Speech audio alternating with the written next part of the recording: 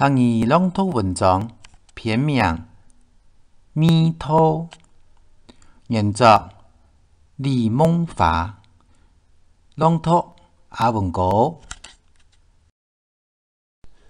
有一种蜜桃，唔是用什么吃得出，是爱用心肝长感受得到。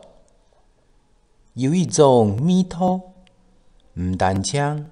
吃过就记入心，是随时就会得到心肝头，唔爱本人听病痛。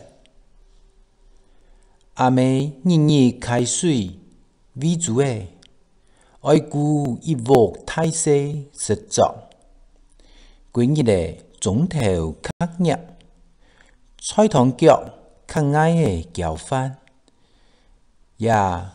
苦毒毒嘅日嘞，到些人嘞日见日太了后，将转甜，也是阿妹嘅味道。阿爸当日看了麦咯，为到家庭琵琶曲曲，三忙做事，家带什么总是得不了。记得寒舍时节有一摆作秀，阿爸把得我去本先生看，我头那边的阿爸喷喷发发的背囊，有一种少男的幸福，别人的咸滴滴的汗水味，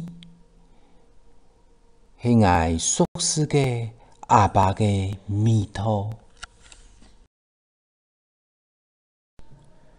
我自家的味道又是样板的呢？青春年华的记忆，是有期待未走得不梦的时光。翻盘的年纪，除了读书，心肝都给了细阿妹的心，总是期待学校的研究的细赖同学。做得挖掘爱，分享爱嘅心情故事，就像望翕书嘅墙刺样诶，夹夹又实实，嘅酸涩等等成长嘅火派，都小都米转感，也是爱酸感茶样诶。恋爱的味道，还有一种味道，按到人情味，在客家中蛮哪嘢都有，一片种白梅馅落来炒，几片阿火白馅来泡茶，也比饮茶嘅温度。本客家中嘅青草油味、日头油味，连空气都带有火山热情嘅人情味，也是我出外打拼最思念嘅情感。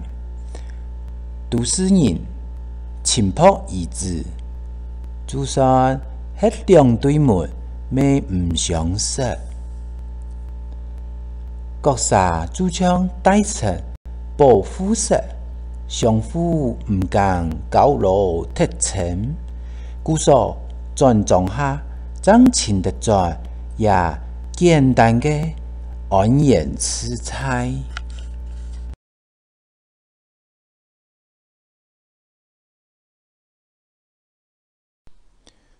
幸福又係乜嘅意思呢？